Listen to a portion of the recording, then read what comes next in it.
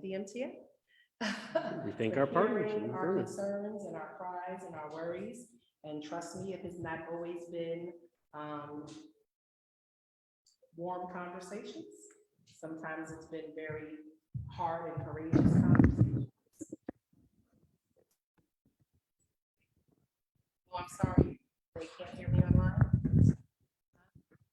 I'm sorry, it hasn't always been the easiest conversations, but you have to have courageous conversations so that you can get things done. And so thank you for being here. Thank you for coming, Mr. Buddha from the MTA. And then we have some of our DPW team as well as our city engineer here that can maybe speak to the other issues of the Fulton Avenue and the 3rd Street overpass. But if you can hold those until after this presentation is done, because we definitely want to respect the MTA's time, and those are not their bridges, okay? Thank you so much. Have a good evening, everyone, and thank you for coming. Please let your neighbors know, and if they're not able to have as much conversation about the other 2 overpasses, we will be having town hall meetings throughout the summer, well, throughout July, and then starting back up again in September and the fall, where we'll give more information and continuous updates on those projects. Thank you. Thank you. I think I have. On that note, my name's Andrew Buder. I'm Director of Government and Community Relations for Metro North within the MTA. So my job here is to help communicate with you and the city to help make sure that we can help make sure things move along, that you're well informed, and that we have the resources to help make sure that there is as little inconvenience as possible. As I'm sure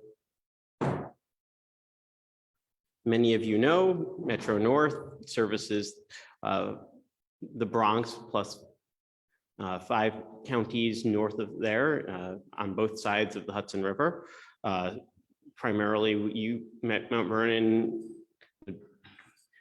here has 3 stations, which we're very proud of, which we try and do everything we can to make sure that they're in the best condition possible.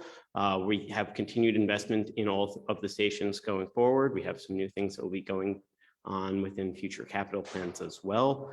But we want to make sure that you know that these bridges, as well as Mount Vernon, is a key part of our network as you do connect, being the first stops on both the Harlem and New Haven lines after the split, and have the ability to walk from one station to the other. As you know, with Mount Vernon East to Mount Vernon West, it's about a mile apart from each other. Mount Vernon has seen a ton of ridership. They are some of our busiest stations before COVID and continue to be some of our busiest stations now after COVID. Mount Vernon East has actually, all of these numbers have since continued to go up. We've actually seen a large rise in ridership since November, but these are the annual accountings that we do. We've actually seen numbers continue to increase fairly significantly the past couple of months. But as you can see, Mount Vernon East particularly was a station that saw one of our smaller drops in ridership. When we had an overall ridership drop that was much more significant, Mount Vernon East has always seen a large portion of ridership, and we continue to focus on that station. Now we get to talking about what we're here for, which is the bridges that go over our right-of-way within Mount Vernon. As the mayor mentioned sometimes prior for our live streaming, and thank you for those who are joining us online as well, the bridges date back to the late 19th century. Some of these bridges are over 130 years old, and they've all been there for an extensive period of time since the railroad was formed, long before it was Metro North. Metro North, we're actually celebrating our 40th anniversary this year.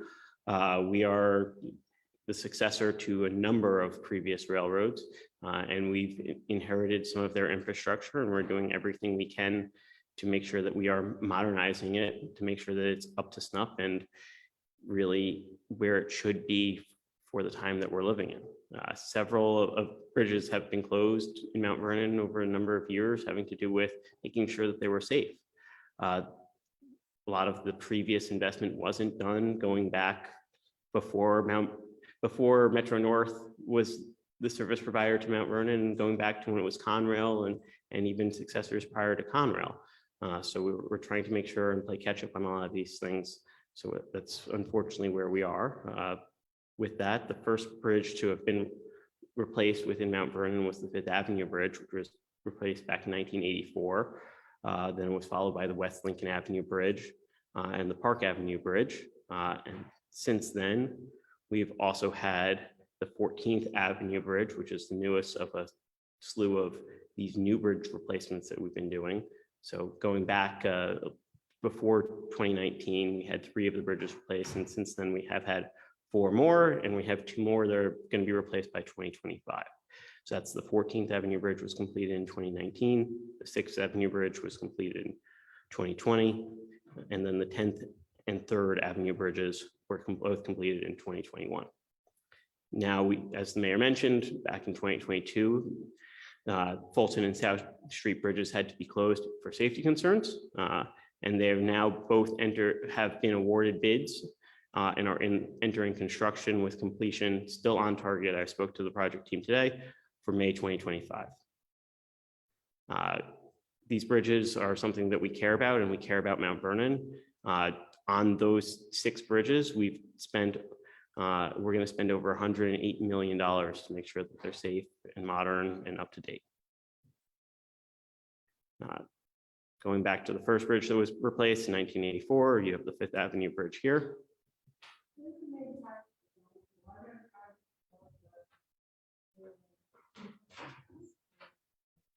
So why would a private developer do it? In order to help enhance their own benefits. A lot of times if they want this project, I'm not sure, back in 1984, I wasn't at the railroad back then. It was actually the beginning of our time as a railroad back then. So it was really a lot of times if they had an interest, it might have been when they were building the garage and they wanted to make sure that people could access the garage. And so knowing that they wouldn't have access to the garage, they wanted to make sure that they could actually have access, and they stabilized the bridge, and that's why they did it. I don't have the history on that one as readily available because it's a little before my time, but we see a lot of public-private partnerships for work done near our right-of-way and on for the reasons of that, for their own self-interests. The first bridge that was replaced by Metro North was the West Lincoln Avenue Bridge, followed by Park Avenue, followed by 14th, then 6th and 10th, which were done at the same time and are now both complete. Sorry, 6th, then 10th and 3rd, which were done at the same time and now both complete. 6th was also under construction at the same time as the other 2, but was completed a little sooner than them. And now we are in the midst of working on construction at both Fulton and South. At these projects, we've started with what's called a design build process. So during that process, in-house, the MTA will design things up to about 30% completion. From there, we'll then go to a builder who has their own engineering team, who can then bring it to 100% of the design, looking at how they want to make sure that they're doing it in the most efficient way possible, that's both cost effective and design effective, because we've learned as an agency that if you have someone who is completely designing it, but then someone else comes in and build it, they can find things within the actual operational portion of building that will require changes to the design. Oh, it will be more efficient or better to do it this way because of the outside factors, not just designing in a bubble. So designers often will design in a bubble. A design build is when you're having a firm that will bring things to completion on the design and do the building. It's an added efficiency that helps things move quicker because you're not having 2 different teams working on it. It also helps things move more efficiently when you're talking about costs and other ways that you can keep things going in the best possible way. So that's the process that we're using for these 2 bridges. We've already started work on them. We've already started to disassemble the bridges. We're taking off the road surface on both of the bridges now. We've already started with a number of the electrical work that needs to be done under and over these bridges, and we're working on the water work as well. So all the utilities that run across these bridges, we're working on making sure that we have those rerouted. A lot of these are redundant systems, so it's nothing that will actually be disrupted when they're taken offline, but we're making sure that everything is set up for that and that we're rerouting anything that does need to be rerouted now. So the Fulton Avenue Bridge is a 130-year-old bridge. It supports electrical on-service equipment, and it was closed in January 2022 because of its deterioration. Same thing with the South Street Bridge. Both of them were deemed not to be safe for public use, especially at the level of weight that they were being used on a daily basis. So the project, here we can go on to the timeline. As you can see, we've already started with the replacing of electrical equipment. We're already setting that up. We've already have work going on there. We're right now in Q2. The project was awarded last quarter, so we've had the team on the ground very quickly and very much getting to work right away. So they're completing the design and keeping things moving at a breakneck speed to make sure that we're open to traffic in May of 2025. We've actually awarded the contract back in January at the first board meeting of the year. So we were very excited to see that when everything was finalized actually in December, and that was when we got everything approved and moving forward as of January. So those are the two bridge projects that we're working on. So the community also knows we have other work going on in the city of Mount Vernon. Yeah. I have a question. On the Fulton Avenue Bridge, would you add an additional southbound lane? So when people are going. We're replacing the bridges in kind. What? We replace the bridges in kind. We're replacing them with what they have now. We're not adding It's additional. a real lost opportunity. The traffic, some of the traffic is going south and some is taking a right to one of the parking lot, Metro North. And this would be a great opportunity to have two lanes going south so you can take a right on a red light or a green light, and not jam things up. So as our responsibility, we're maintaining the bridges and replacing the bridges. Our investment is to make sure that you have bridges. As an agency, our job is to make sure that we are continuing to provide things. When it comes to additional enhancements, additional changes, additional things that communities would want, lots of times we will partner with the community in order to see if they want to add enhancements.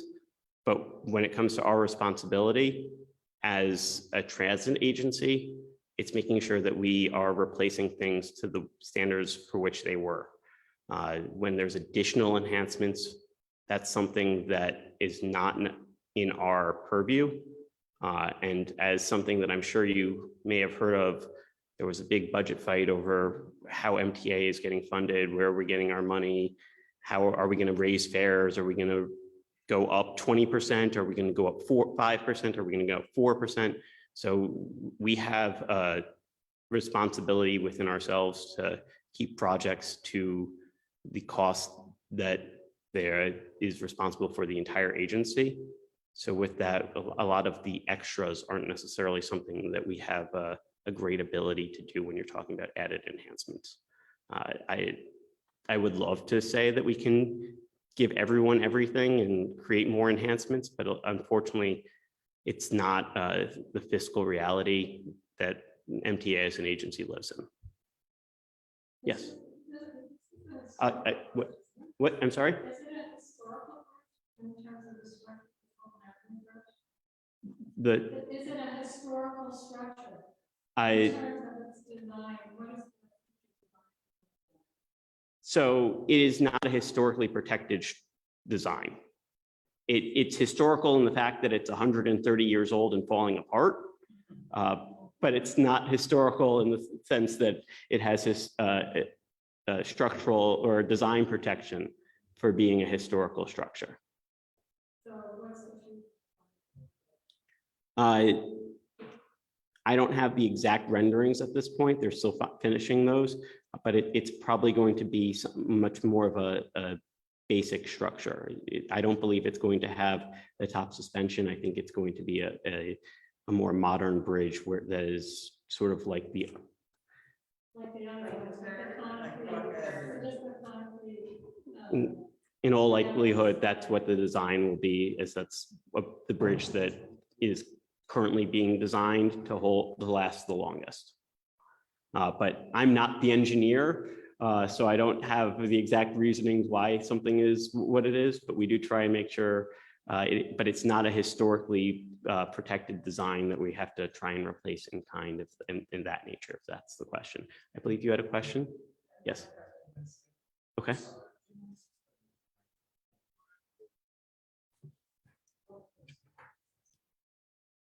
What I would like you to do is to hear this gentleman out, and while you're in that design phase, because it doesn't sound like he's asking for a major overhaul or restructure.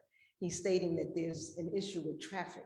And if you can at least listen to what he has to say, or have the design team hear what he has to say, it may wind up benefiting you in the long run.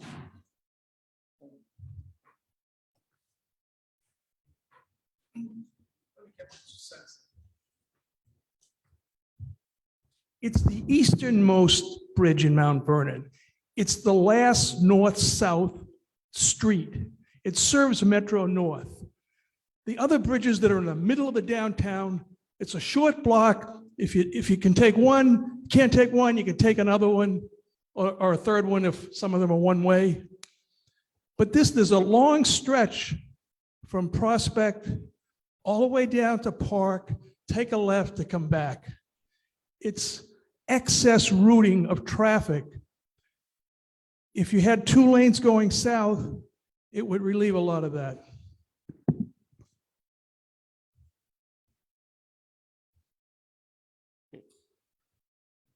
I appreciate that, and I'll bring it back to the design team, and you have representatives from the city here who can raise it as well with the team, and raise it with the MTA and see what we can work with them.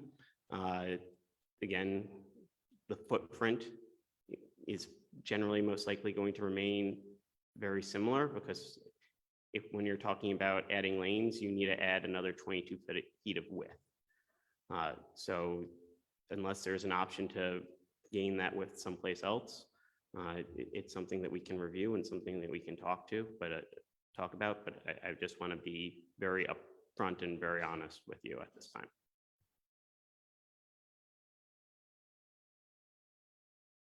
I don't want to, it's not my desire to mislead or try and pull anyone's leg here. I want to try and be as upfront and honest with you as members of the community as I possibly can be. And it has not been something that's been raised to this point for design. I did also want to raise, well, it's not related to the bridges, other work that will be starting in Mount Vernon very shortly. Right now, behind and adjacent to our behind Wilson Woods and adjacent to our tracks is a substation. That substation is in the process of being replaced. There is a bid right now for that to be replaced. We're anticipating that to be awarded next quarter. So that's very soon that they'll be coming up. Site surveys and on-site prep will begin at the end of this year, with heavy construction beginning the following year, next year in 2024. We're expecting it to be substantially completed in 2026. This is also a design build project. With this project, our goal is to make sure that we do not disrupt operations of the pool there. We know that the pool is a very used and very important part of Mount Vernon, and we want to make sure that that's not disrupted in any way, shape, or form. So with that, we're working with the county to make sure that we have a work schedule and an access schedule that will not disrupt any of the parking at the park during pool operation season, and making sure that we have a schedule that can actually work through and work out well. With that, we'll have people who are entering before the pool opens and leaving after it closes, and we may have some overnight work there as well, but we're doing everything we can to make sure that we're not disrupting such a valuable resource for the community. And I'm happy to go over any more questions that you may have with regards to the bridges and anything that you have with regards to anything related to MTA. North. I think the request was that if you could just come up to the microphone with a question so those online can hear. And if there are any questions online, I'm also happy to answer those if someone who's monitoring that can. Hello, good evening. My question is about a concession at Mount Vernon East Station. We haven't had one. I think it's probably going on 15 years. I've been retired for over 10 years and it had gone away before I retired. And I don't understand that. I mean, your chart showed that ridership is, up or standard or very good here. All the other stations along New Haven have concessions and we don't have one. We always had a concession stand. And that was one point when the concession went out, there was a truck, a food truck, and then that disappeared some years ago. What's the story? Sure, I'll have to check into that with our real estate department. I know, if I remember correctly, the concession was actually, I'll have to verify. It but was there. it was for it. it's there, but like New Rochelle, I believe it's not actually a building that we own that the No, it was concession was built in. When you all revised that, The, redid the station. yep, A space was there for a concession and there Okay. was. I'll reach out to our real concessionaire in estate leasing there. office. I know we've been pretty aggressive about trying to get things released, and I'll follow up and try and see what it is. Okay. If you want to reach out, just make sure that someone on the mayor's staff or afterwards come up to me and give me your email. I'm Okay. happy to reach out to our real estate department and find out. Okay, good, thank you.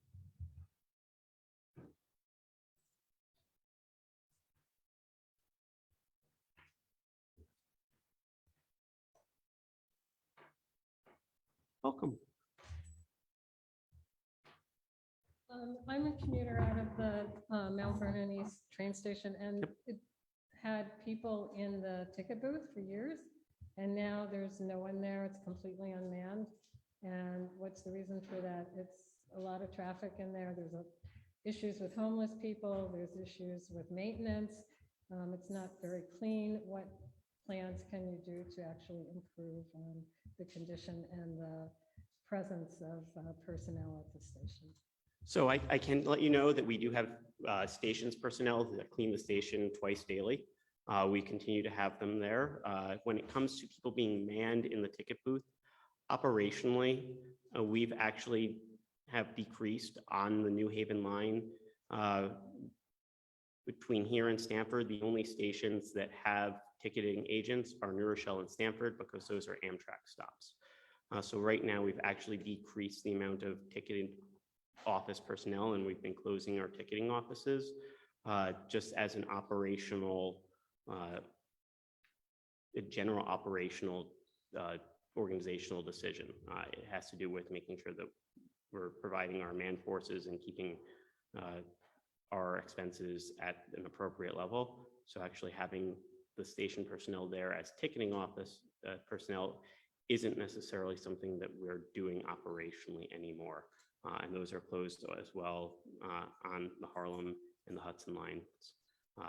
When it comes to making sure that there is cleanliness, I'm happy to make sure if there's a specific concern or at the station, I'll reach out to our station's personnel to make sure that we're having everyone clean there. And if there's a question with homelessness, I can also ask the MTA police to up their patrols there. So I'll reach out to the chief and make sure that that's noted as well.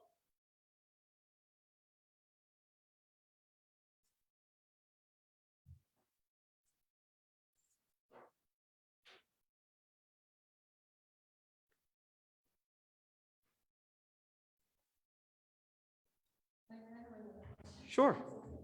Sure, happy. I just read that Connecticut, the state of Connecticut is cutting the budget for the New Haven line by, I think, 40%. And that they are planning to cut the amount of train service from, on the New Haven line. Are you guys involved in that? And do you know what's going to be happening? So it was just under 40 million that they're cutting. It's not 40%. It's still it's a large number, but and that's for their next fiscal year. I can say that it's not going to affect service within the state of New York at all. We're doing everything we can to make sure that New York is held harmless with that. And when it comes to peak service, even on the reverse commute, it's looking like it won't impact that either. Primarily, it's going to impact service on the branches, as well as some off-peak service within the state of Connecticut. But it's looking like it's not going to be as large of an impact as we thought it might be. As you may have heard, we're looking to try and do a $200 million fiscal baseline reset within the MTA. So some of that also based on how we can find efficiencies and savings. So some of that will be taken into account. And there's also some federal COVID money that the state of Connecticut hasn't spent yet that they're looking to direct to Metro North as well. So with that, there's a number of different things that are trending towards the positive when it comes to that will end up not having any impact on the main New Haven line, particularly in the peak at both times. And it's just looking at how everything else comes together at some of the other points as well.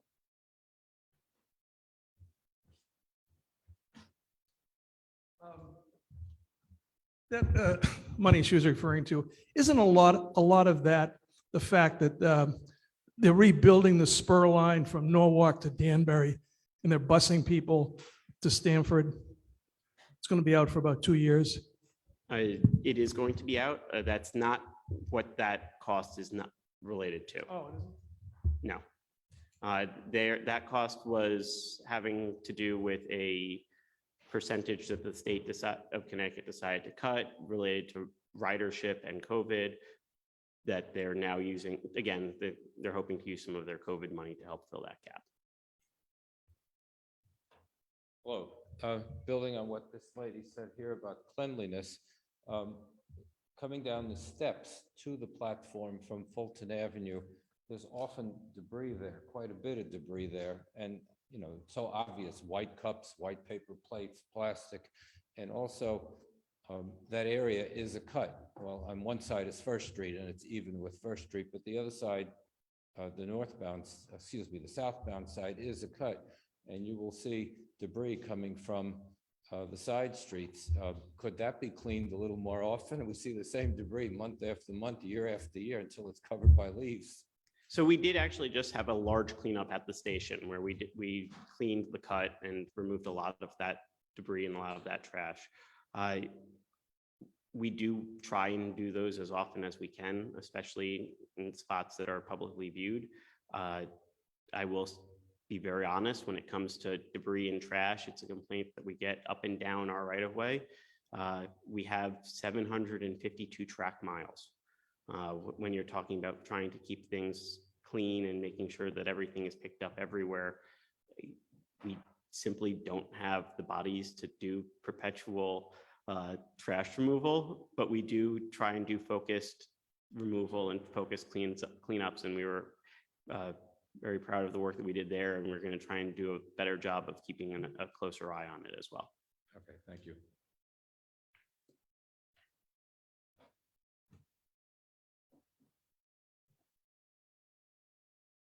Okay. Personally, I feel like the Fulton Avenue Bridge is just one point in this city that has some architectural character and gives a flavor of history. And I think it's a shame that the structure itself can't be preserved in favor of these generic kind of concrete railings that go on. But since that seems to be already, you know, the plan, what will be the design for the concrete railings that go? Because some of the other bridges have artwork, and is that going to be commissioned or is that out for bid? And does the community have some say-so in what that's going to look like? Since that's really a major railroad bridge in the town. That has not yet been finalized, and that's something that we always look at a little later on in the process when it comes to that type of design work. MTA's arts and design team will get involved, and they usually do try and find local artists to help with picking those and when you're designing those types of design on bridges. So we're a little early in the process when it comes to the aesthetic parts of that, and that will be coming down the line shortly. And I'll try and find out a little bit more information for next time I'm here to let you know when that's coming, and I'll be sure to share that with the mayor's office as well. But for the time being, it looks like that's something that we're still looking forward to. They're looking right now to try and make sure that the actual engineering and the building and that part is done first, because when it comes to the artful design part, that's a little less engineer intensive. Right, but I mean, it's aesthetically, it's Yep. what people will see. Yep. It's what will remain. It's the visible part, and it's extremely important, and it should be done as a committee, so that, you know, it's something worth having.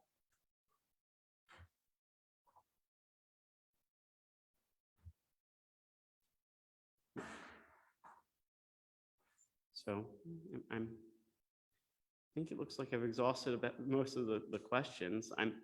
I want to check to make sure that there's no questions coming from online. Okay, and I guess we can end the formal part of this, and I have some time that I'm happy to speak with everyone as well. Get some names and emails so I can reach back out on some of these questions. Unless there anything.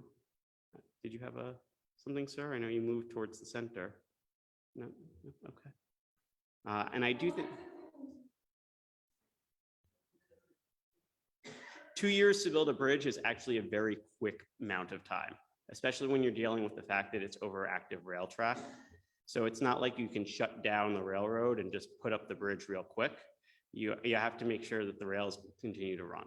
So when you're dealing with that type of continued service without having to do a solid outage and cutting off the entire New Haven line from that point north, or we like to actually talk about it as west, but or east, that would be the western terminus. It's not something that you can really do in the same manner of just kind of really doing it as quickly. So we're doing it in a way where a lot of the times when you see something that goes up really quick, that also is something that's been engineered and planned for a number of years beforehand. Unfortunately, this isn't something that can just be a prefab that's dropped into place. It does involve some more intensive engineering, and they're working on that now. They're going through it, and they're moving at what is actually a very fast pace for this type of project. Do you plan to come back periodically, every 3 or 6 months, and give us an update on the progress? I definitely will be coming back periodically. I'm not sure exactly what that period will be. It probably won't be 3 months. It will probably more be like 6 months or annually, but I'll definitely be back to discuss the project further. Yes. Is it not true that this particular bridge has overhead wiring or whatever, which the other bridge did not, which is going to elongate the process? That's my first question. Second, has the project gone on the last time? They were about to go out.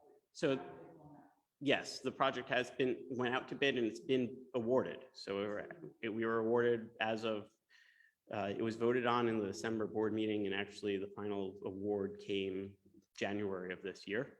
A couple of the other bridges did have electrical and water and telephone and fiber optic on them, but both of these bridges do. And so with that, it is a little more intricate, making sure that we're dealing with those as well. The water is a factor. Luckily, it's the redundant water, and we're not going to have any outages or pressure changes because of the work that's being done. but we're also there, some of the electrical was a little more intricate on this that had to be dealt with Con Ed, and that's the early work that we've already started to try and do some of that rerouting and make sure that everything has the proper redundancies at all times. And for full disclosure, that bridge is good.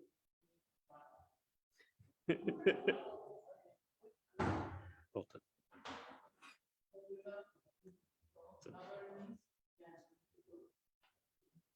So. Yeah.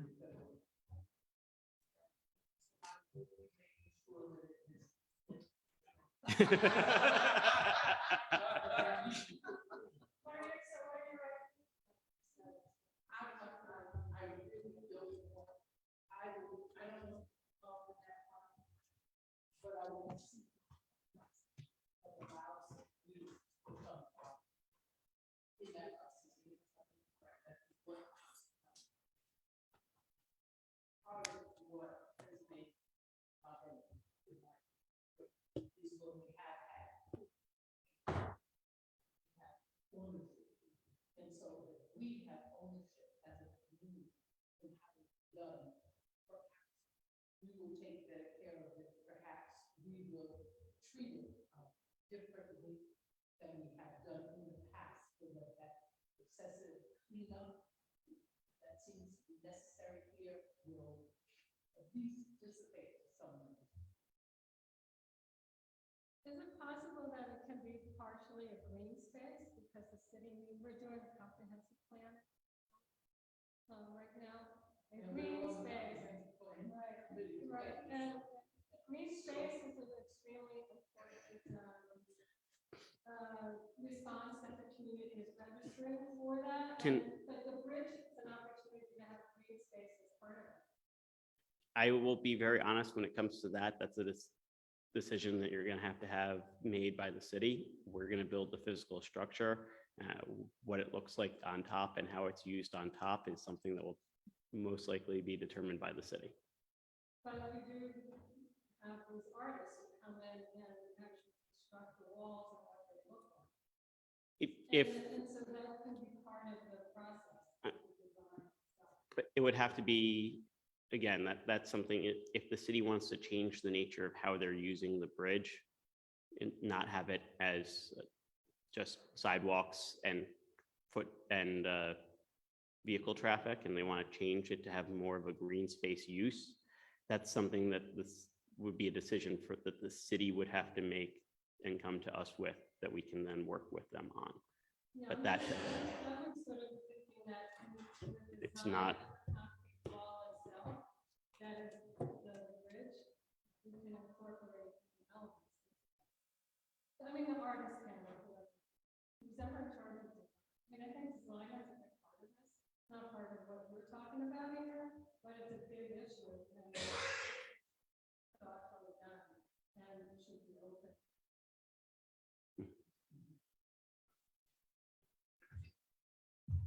Hi, I'm Tim Allen, Director of Communications. Alita Johnson in the comments asked, how will the replacement of the bridge impact the businesses on the Fulton Avenue and First Street, so the surrounding areas? Are we talking about the construction portion? So we do what we can with all of our projects to minimize impact on businesses. We try and choose staging areas that do not interfere with them. I think that when it comes to right now, the bridges being closed, I think that's probably having a greater impact on the businesses. So getting them open, again, will have a positive impact on the bridges, and doing that as quickly and as efficiently as possible, I think, is something that will definitely benefit the businesses there.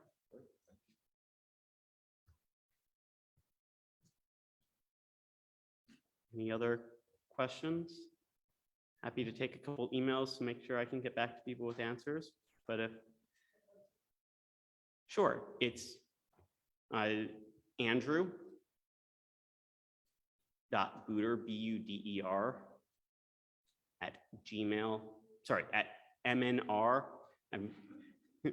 I'm like on autopilot when it comes to it. And it's like at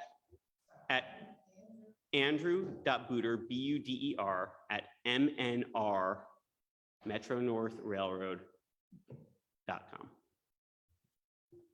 .org. I'll type it in the chat as well.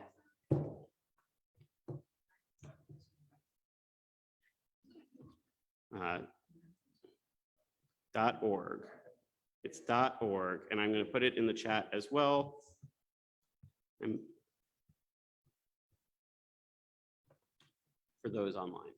Is the other one still at 347 Madison Avenue? No, we have not been there for a number of years. Yeah, I haven't been in the city much since COVID, but it was very convenient. Did you move to a location close by? We're at 420 Lexington, so we're in the Gray Bar building. Oh,